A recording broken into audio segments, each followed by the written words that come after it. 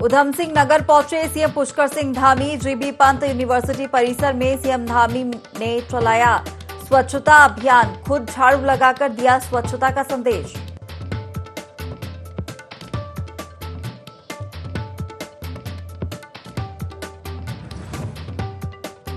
CM ने रुद्रपुर में मेधावी छात्रों को किया सम्मानित। सभी को दी आने वाले भविष्य के लिए शुभकामनाएं।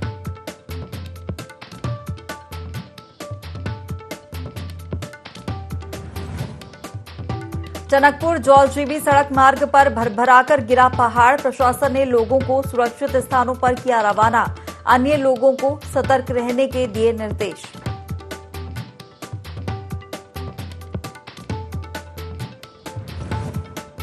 पहाड़ों में जारी बारिश का कहर। कालाढूंगी में पानी के तेज बहाव में बह गई सड़क। ग्रामीणों को हो रही आवाजाही में दिक्कत।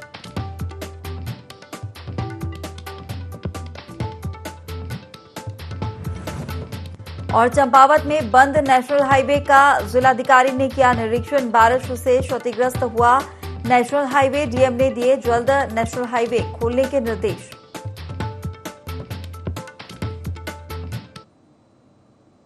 नमस्कार, बहुत स्वागत है आपका देवभूमि लाइव के इस खास बुलेटिन में। मैं हूं आपके साथ हिमांशु मेहता। बुलेटिन की शुरुआत करेंगे खबरों के साथ। उत्तराखंड के मुख्यमंत्री पुष्कर सिंह धामी ने पंतन नगर उधम सिंह नगर स्थित जीबी पंत यूनिवर्सिटी परिसर में सेवा पखवाड़े के अंतर्गत स्वच्छता कार्यक्रम में सड़क पर झाड़ू लगाकर स्वच्छता का संदेश दिया। मुख्यमंत्री ने कहा कि प्रधानमंत्री नरेंद्र मोदी के नेतृत्व में भारत शक्तिशाली, समृद्ध एवं समरस भारत के रूप में आगे बढ़ रहा है। आज विश्व स्तर पर भारत का मान, सम्मान और स्वाभिमान बढ़ा है। उन्होंने कहा कि प्रधानमंत्री का जन्मदिन सेवा पखवाड़ा के रूप में मनाया जा रहा है। इस अवसर पर पूरे राज्य में स्वच्छता, रक्तदान, संगोष्ठियां एवं सेवा के अन्य कार्यक्रम किए जा रहे हैं।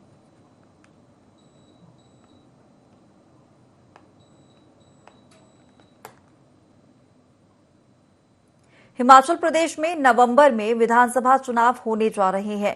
इसे लेकर बीजेपी ने अपने उत्तराखंड के वरिष्ठ नेताओं को चुनावी प्रबंधन की जिम्मेदारी सौंप दी है। अब तक 28 नेता हिमाचल में अपनी जिम्मेदारियों को निभाने पहुंच गए हैं। प्रदेश से 48 नेताओं को हिमाचल में पार्टी के पक्ष में माहौल बनाने का जिम्मा सौंपा गया है, जिसमें मंत्री, विधायक से लेकर सांसद तक शामिल हैं।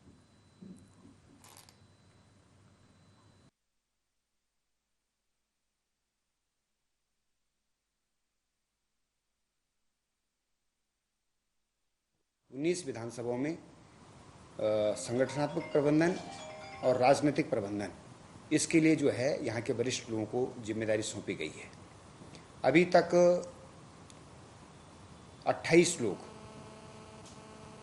हिमाचल प्रदेश के चुनाव कार्यक्रम में वहाँ पहुँच चुके हैं और कुल लगभग 49 लोग जो है इस माह हमारे वहाँ चुनावी कार्यक्रम के लिए पहुँचेंगे। उधम सिंह नगर के रुद्रपुर में मेधावी छात्र सम्मान समारोह आयोजित किया गया, जिसमें उत्तराखंड के सीएम पुष्कर सिंह धामी ने शिरकत की, जहां उन्होंने जिले के मेधावी विद्यार्थियों को स्मृति चिन्ह और पुरस्कार देकर सम्मानित किया। इसके साथ ही सीएम ने कोरोना काल के साथ ही सामाजिक क्षेत्र में उत्कृष्ट कार्य करने वाले लोगों को भी सम्मानित किया। इस दौरान सीएम धामी ने कहा कि हमें अपने जीवन में विकल्प रहित संकल्प के मंत्र के साथ अपने सपनों को साकार करने में जुट जाना चाहिए। साथ ही उन्होंने कहा कि समय बहुत बहुमूल्य होता है, जिसका सदुपयोग करना ही हमारे जीवन को सफल और सार्थक बनाएगा।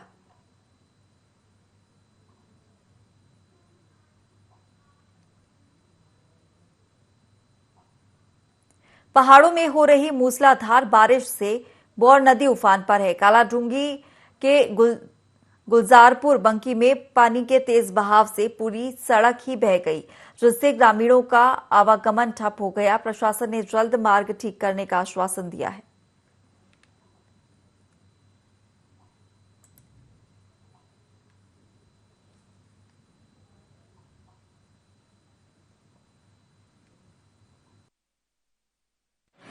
जिसमें बारिश आने के कारण गांव की जो बरसाती नहरें हैं, नाले हैं, वो उफान से आए और 2 जगह रोड बह गई है, जिसमें स्कूल के बच्चों का आना जाना वह ग्रामीणों को मार्केट की तरफ को जाना बंद हो गया। उत्तराखंड में लगातार बारिश का दौर जारी है, जिसके चलते जुलासू तहसील के अंतर्गत गिरसा उतरो मार्ग पिछले 4 दिनों से बंद है। बारिश के चलते लोक निर्माण विभाग अभी तक इस मार्ग को खोल नहीं पाया है, जिससे अब दर्जनों गांव का संपर्क मुख्य बाजार से टूट चुका है। लोगों को काफी कठिनाइयों का सामना करना पड़ रहा है। वहीं मार्ग बंद होने से सबसे ज्यादा परेशानी बीमार और गर्भवती महिलाओं को उठानी पड़ रही है।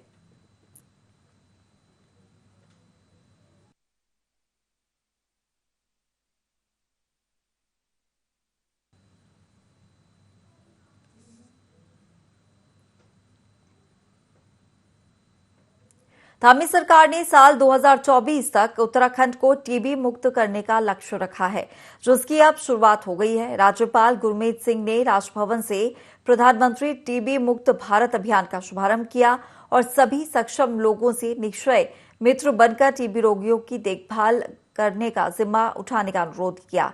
लेफ्टिनेंट जनरल राज्यपाल गुरमीत सिंह ने टीबी को जड़ से खत्म करने के लिए जन भागीदारी अभियान का शुभारंभ किया, जिसके तहत राज्यपाल ने खुद 13 टीबी रोगियों को गोद लिया और देखभाल की जिम्मेदारी ली।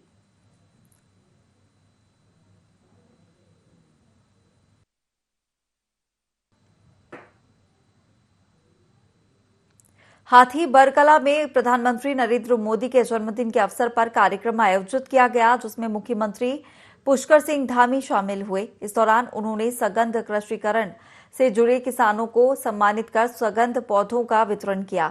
सीएम धामी ने कहा कि सुगंध पौधों को खेती किसानों की आय दुगनी करने में भी मददगार हो सकती है। इसके लिए राज्य सरकार ने ऋण और अनुदान की व्यवस्था की है। साथ ही एप्पल और कीवी मिशन के माध्यम से सेवा में राज्य में सेब, कीवी और चाय आदि के क्षेत्र में पहचान बनाने के प्रयास किए जा रहे हैं। वहीं सीएम ने कृषि क्षेत्र में हो रहे वैज्ञानिक अनुसंधानों को उपयोग में लाकर कृषि को बढ़ावा देने का भी आह्वान किया है।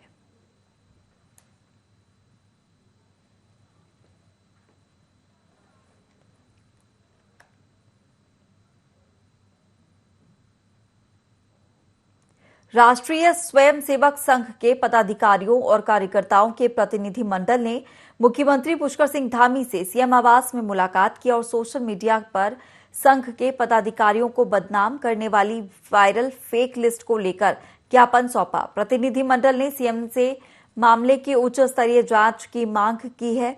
इस पर सीएम ने पुलिस महानिदेशक को तत्काल मामले की जांच करने के निर्देश दिए हैं।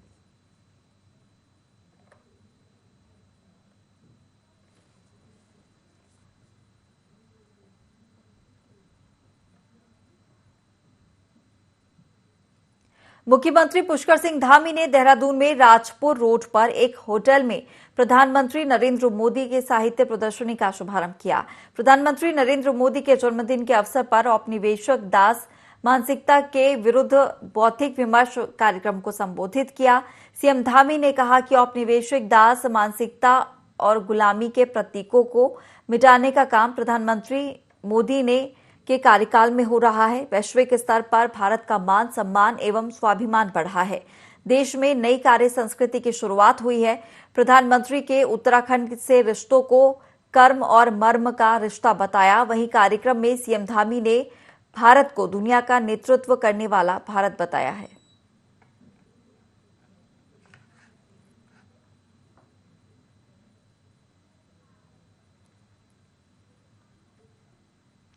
कालाढूंगी में सहकारी संस्था इफ्को ने प्रधानमंत्री नरेंद्र मोदी के जन्मदिवस पर पोषण आहार और वृक्षारोपण कार्यक्रम का आयोजन किया, जहां किसानों को पोषण वाटिका बनाने के लिए निःशुल्क बीजों का वितरण किया गया। इसमें ICAR कृषि विज्ञान केंद्र जोलियाकोट और गन्ना समिति का भी सहयोग रहा। इफ्को के क्षेत्रीय प्रबंधक दीपक आर्य ने किसानों को नैनो यूरिया और सागरिका खाद के बारे में जानकारी दी।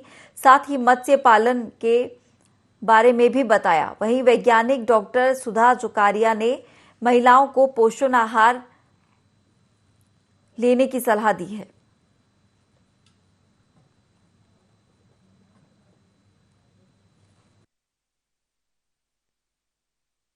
जो पोषण पे जो कार्यक्रम चल रहा है उस पर विस्तृत जानकारी दी गई आए हुए वैज्ञानिकों द्वारा और काश्तकारों को अच्छे सुझाव दिए गए।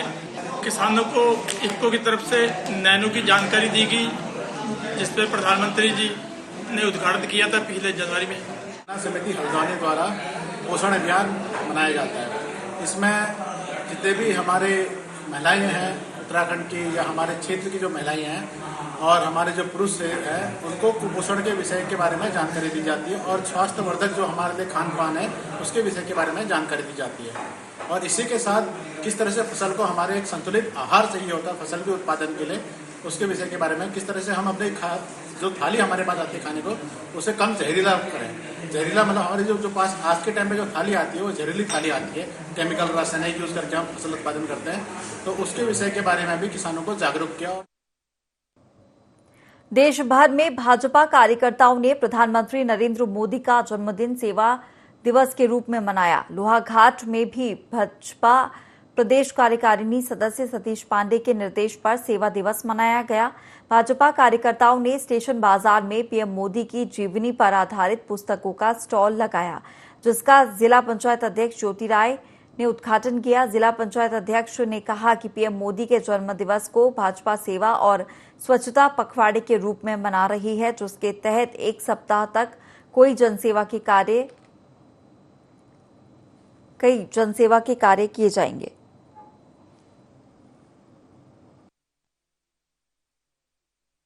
प्रधानमंत्री माननीय श्री नरेंद्र मोदी जी को उनके जन्मोत्सव पर हार्दिक बधाई व शुभकामनाएं देती हूँ और इस वर्ष से उनके उत्तम स्वास्थ्य व दीर्घायु की कामना करती हूँ।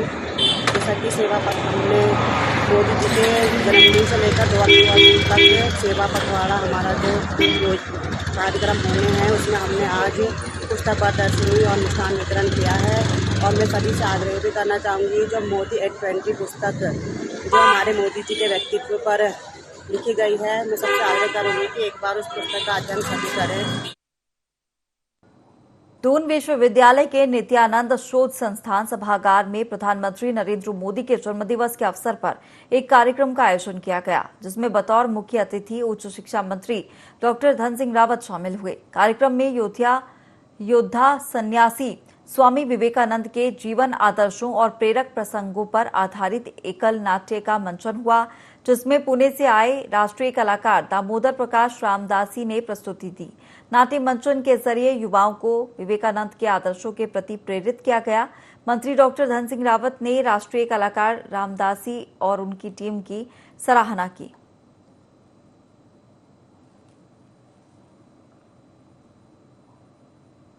प्रदेश भ्रमण पर चल रहे भाजपा प्रदेश अध्यक्ष महेंद्र प्रसाद भट्ट कुमाऊं के काशी बागेश्वर पहुंचे, जहां उन्होंने रक्तदान शिविर में प्रतिभाग किया, जिसके बाद वे मंडल सेरा में उपस्थित भाजपा कार्यालय में पहुंचे। महेंद्र भट्ट ने कहा कि 2 अक्टूबर तक प्रदेश के बीजेपी के कार्यकर्ता सभी जनपदों में सेवा पखवाड़ा चलाएंगे। 2024 हमारा मिशन है। पहले सिर्फ भ्रष्टाचार की चर्चा होती थी, लेकिन पुष्कर सिंह धामी पहले मुख्यमंत्री होंगे जिन्होंने उत्तराखंड के अंदर एक मिसाल पेश की है। 41 लोगों की गिरफ्तारी अभी तक एसटीएफ कर चुकी है।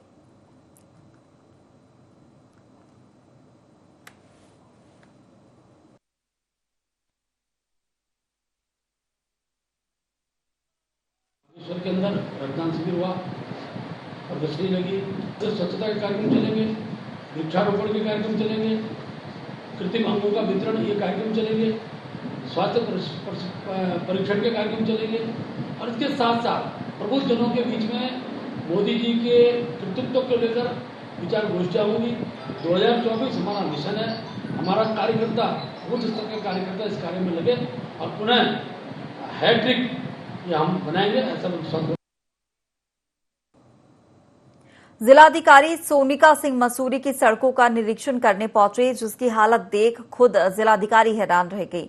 उन्होंने मौके पर ही कचहरी परिसर में बैठक का आयोजित कर अधिकारियों को जमकर फटकार लगाई और उप जिलाधिकारी को 24 घंटे के अंदर काम शुरू करने के निर्देश दिए। ऐसा नहीं होने पर अधिकारियों के खिलाफ एफआईआर दर्ज करने की चेतावनी भी दी।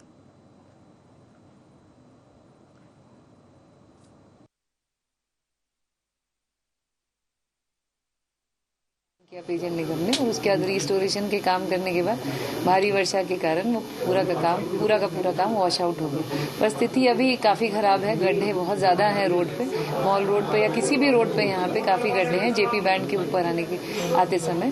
तो उसी के क्रम में पीडब्ल्यूडी के ऐसी भी यहाँ पे मौजूद हैं, एनएच के भी सभी कर्मचारी विभाग काम करके चला गया। उसने रिस्टोरेशन के जो काम किए वो आधे अधूरे किए, और उस वजह से यहाँ पे ये इश्यूज बहुत ज़्यादा जनता को असुविधा हो रही है। तो इसको यहाँ एमडीडीए के भी कर्मचारी हैं, और एसडीएम साहब को भी हमने क्लियर कट इंस्ट्रक्शंस दिए हैं कि तत्काल कार्रवाई करें, जो भी नियमानुसार सीलिंग की या डिमोलिशन की कार्रवाई होती है तत्काल अमल में लाई जाए। हल्द्वानी में कुमाऊं कमिश्नर दीपक रावत ने अपने कैंप कार्यालय में जनता दरबार लगाया। भारी बारिश के बीच पूरे कुमाऊं मंडल से फरियादी कैंप कार्यालय पहुंचे और कमिश्नर के सामने अपनी समस्याएं रखी। जहां अधिकांश जमीन से जुड़े मामले सामने आए, वहीं कुछ बैंक सेवाओं से जुड़ी शिकायतें भी मिली। कमिश्नर दीपक रावत ने संबंधित अधिकारियों को समस्याओं का समाधान करने के आदेश दे दिए हैं। वहीं इस दौरान अधिकारियों को लगातार हो रही बारिश के चलते सड़कों की मॉनिटरिंग करने के लिए कहा गया है।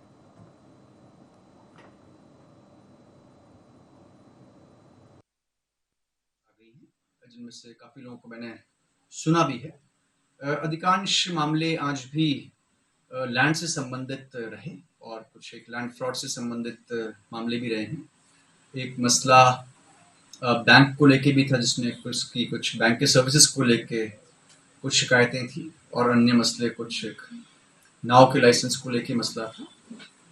और बाकी जो मैटर्स उन पे भी सुनवाई हो रही है, और जो कंसर्न डिपार्टमेंट्स हैं उनको इस बार क्योंकि छुट्टी है, इस तरह डिपार्टमेंट्स को नहीं बुलाया है, और अगले शनिवार को जो डिपार्टमेंट्स हैं उनको भी हम शिकायतकर्ता के साथ साथ बुलाएंगे। सितारगंज के नानकमत्ता क्षेत्र में लगातार हो रही बारिश से जनजीवन अस्त व्यस्त हो गया है। नदी नाले उफान पर है। आवाजाही बंद होने के कारण लोगों को दिक्कतों का सामना करना पड़ रहा है। बारिश से नानक सागर डैम का जलस्तर भी बढ़ने लगा है। इसे लेकर सिंचाई खंड बरेली के जूनियर इंजीनियर ने कहा कि डैम का जलस्तर बढ़ने लगा है, लेकिन फिलहाल स्थिति सामान्य है। सिंचाई विभाग का पूरा स्टाफ सतर्क है।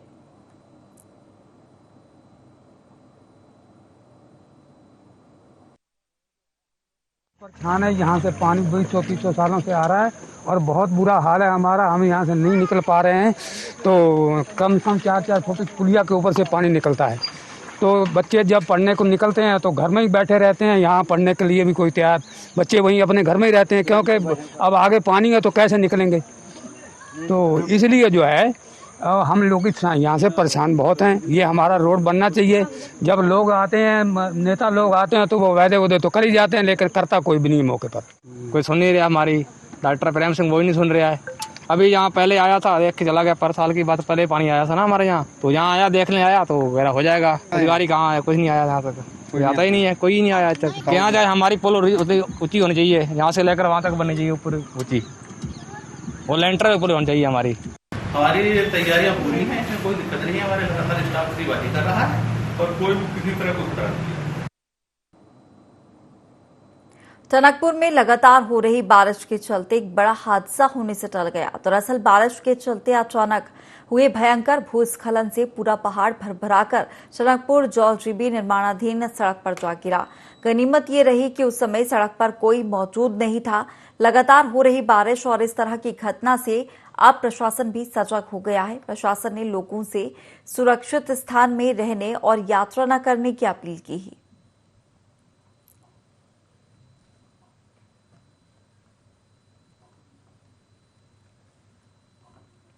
पर्वतीय इलाकों में लगातार हो रही बारिश से नदी नाले उफान पर हैं। सितारगंज शक्ति फार्म क्षेत्र में भी सूखी नदी का जलस्तर बढ़ गया है, जिससे स्थानीय ग्रामीणों की मुश्किलें बढ़ गई हैं।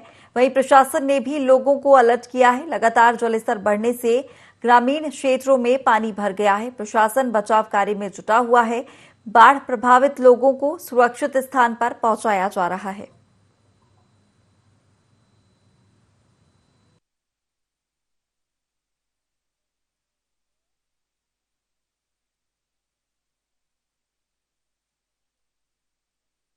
लगातार पर्वतीय क्षेत्रों में हो रही बरसात से या मैदानी क्षेत्रों में भी कल से बारिश हो रही है, जिससे नदियों का जलस्तर बढ़ने के कारण नदियों के समीप जो परिवार रह रहे हैं वो उनके घरों में, आवासीय घरों में पानी जाने के कारण वे लोग प्रभावित हुए हैं।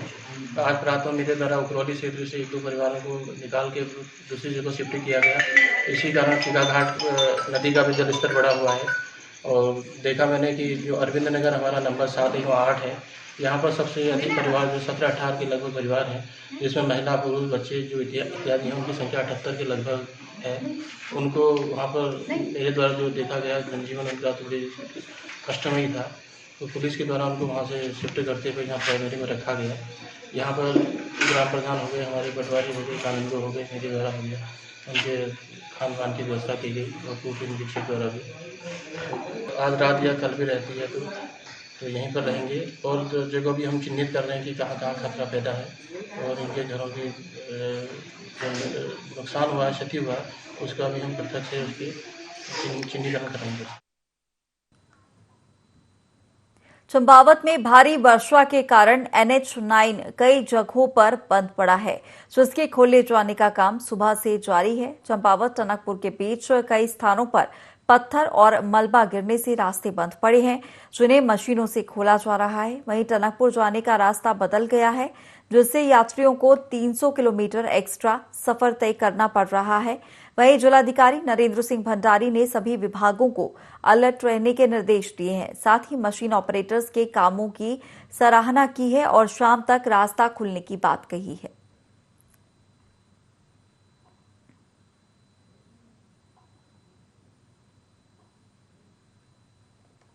देना चाहेंगे कि ये रास्ता अभी बंद है और बड़ी गाड़ियां जैसे ट्रक्स अभी छोटी गाड़ियों के लिए भी बंद है। तो अगर आपको ट्रैवल करना है प्लेन्स में तो आप बाईपास यूज करें, देविद्रा वाले रास्ते से नैनीताल होते हुए। कोई अन्य रास्ते यूज करें। ये चंपावत टनकपुर अभी ट्रांसपोर्ट के लिए बंद है और इसमें एम्बुलेंस जैसी बड़ी गाड़ियां होती हैं, जो क्रिटिकल सर्विसेज है हमारी, वो इस रास्ते का प्रयोग ना करें। और सभी से यही है कि जो लोग घरों में हैं अपने, वो ये देख लें अगर वहां पे कहीं पे लैंडस्लाइड वगैरह का सिनारियो बनता है तो अपने निकटतम रिश्तेदार के यहाँ 1-2 दिन के लिए शिफ्ट हो जाएं। उत्तराखंड में डेंगू के मरीज बढ़ते जा रहे हैं। कोरोनेशन अस्पताल के senior physician doctor NS Bisht का कहना है कि अस्पताल आने वाला हर दूसरा व्यक्ति बुखार से पीड़ित है। 10 में से 9 मरीज डेंगू के लक्षण से पीड़ित हैं।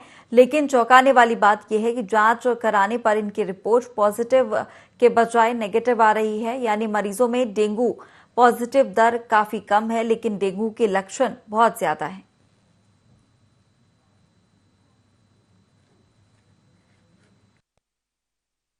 ढलान पर है और दूसरे वायरल इन्फेक्शन भी बीच में जो थे वो कम है। तो जैसा कि अपेक्षित था ही कि सितंबर के पहले सप्ताह से ही डेंगू के मामले बढ़ने शुरू हुए।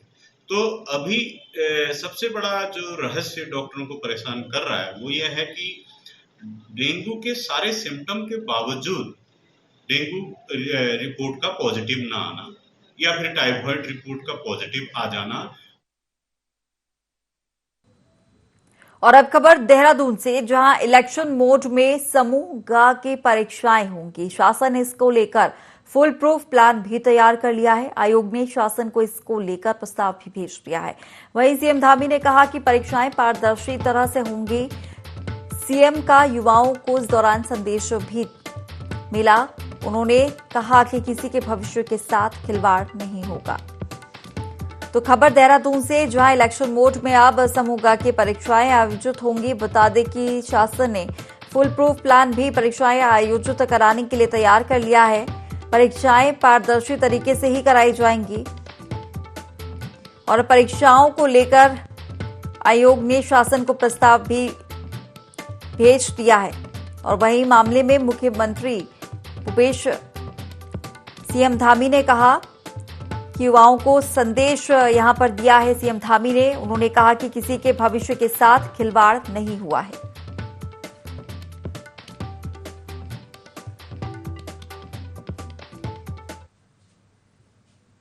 और फिलहाल इस बुलेटिन में इतना ही। आप बने रहिए IND 24 के साथ।